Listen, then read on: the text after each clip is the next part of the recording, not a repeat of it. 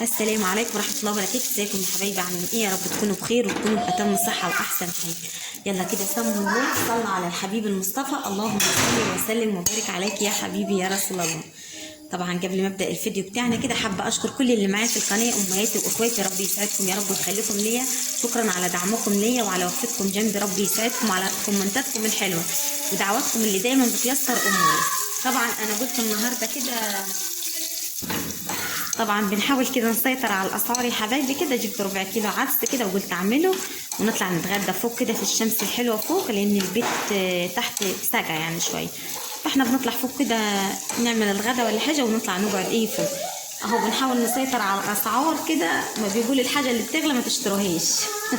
ده معنى كده ان احنا مش هناكل خالص. والله واحد على التيك توك بيقول ده احنا هنذبح القطط وناكلها، اللحم وصلت عندنا 200 جنيه. الله يعين الناس كده، ويا رب الاسعار دي تنزل كده تخلي الناس تعرف تاكل حتى عيال. ثواني يا مك، جبت كده يا حبايبي بصل اخضر كده وجرجير وغسلته اهو، وقلت ايه بيبقى حلو جنب الايه العدس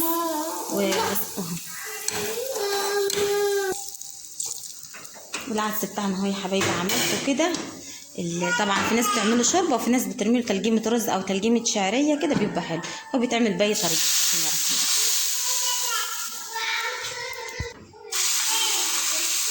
هاخد لهم طبعا الحله يا حبايبي فوق كده، احطها فوق وناخد الصينيه بتاعتنا وناخد الكوبايات بتاعت الشاي البراد ونطلع فوق. طلعنا كده يا حبايبي، لو ان النهارده الجو غيمه كده النهارده، بس قلنا ايه نطلع ايه نتغدى فوق. كل يا مكة شورنا، كل يا مكة. مش تسلم عليهم يا رنا؟ سلم عليهم يا مكة. لا كلوا بعيش. عايزين معلم؟ لا حاضر اجيب لكم.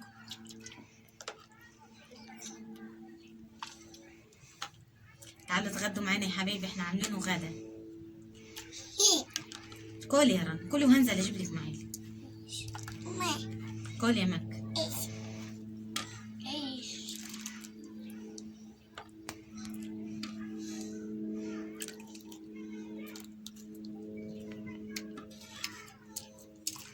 يلا كل.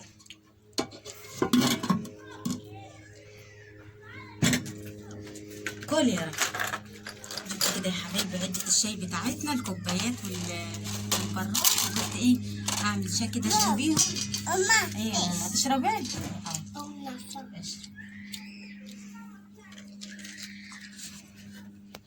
كل يا اديها تشرب. طبعا انا مش بنزل دلوقتي يعني بصراحه كل يوم بصراحه، لاني يا حبيبي والله ما فيش مشاهدات خالص للقناه وكده، يعني بحاول ان انا اكون، لاني دلوقتي والله مش بقبض لها زي الاول، فانا بحاول ان ايه يعني ابقى موجوده في اليوتيوب. يمكن في يوم من الايام تكبر وتزيد من مشاهداتها، وادينا كده بنشتغل عليها. وطبعا الحمد لله يا حبيبي على كل حال.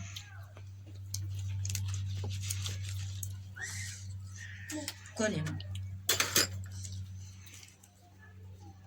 كل يا رب. هتاكلي بصل؟ كل.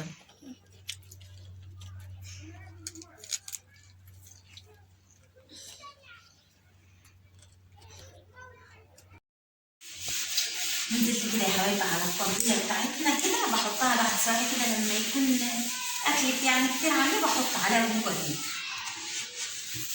بس مش بغسلها على طول عشان ايه الورق اللي منزل عليها ده بيطلع يا نظيفه يعني.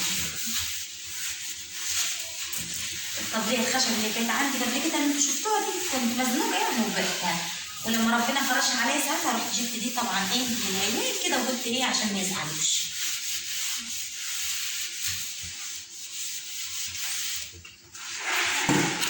طبعا قلت اغسلها في الحمام عشان ايه المطبخ دايما،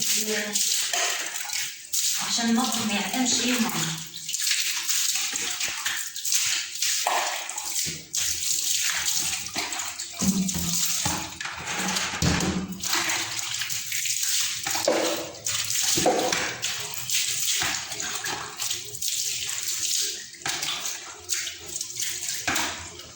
نطلعها بقى كده ونسيبها تتهوى،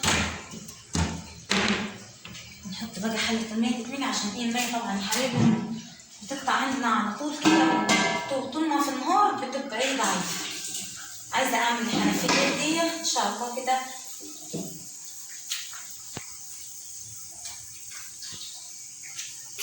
طبعا يا حبايبي مش عارفة هي هتعوز جلد مني ولا هتعوز الطقم كله.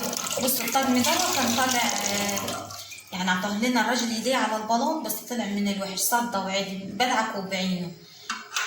كان عطاه لنا هدية طلع على البلاط ساعة ما خدنا البلاط للبيت.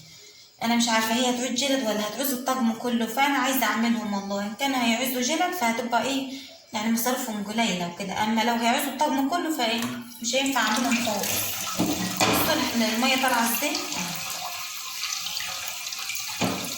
الباملة دي طبعا بركنها كده واعمل منها كده ايه حلة نظيفة، يعني خليها نظيفة وباخدها بحوشها خالص من الحمام. غسلت السجادة والحصيرة بتاعتنا كده على مية المكنة. طبعا في ناس مش بتبقى عارفة المية دي نازلة فين، يعني بيقولوا حرام يعني كده. المية دي طبعا بتنزل في الزرع، بتروي الارض يعني وبتروي الزرع، بس يعني بنروح نغسل يعني مية نظيفة من تحت الارض، يعني فين بتتشرب. غسلتهم كده وخليتهم ايه نطفوا. طبعا غير غسيل البيت خالص بينضفوا تحت المكنه، وانا غسلتهم طبعا بالفرشه وكلور وبريل، بس طبعا ايه ما جبت لكمش التصوير وكده. افرشهم كده يا حبيبي على البلكونه.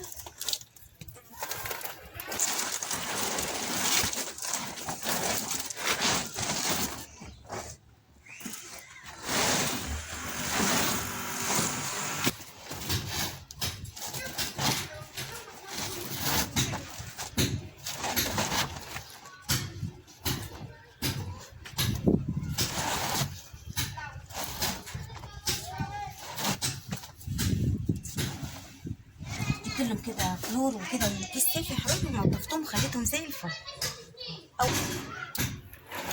اول ما بتشتغل مكنه الري دي باخدهم كده وانضفهم كده، كل ما يدوروا كده ميه الزرع ويسقوا الزرع كده انضفهم واخليهم زي الفل.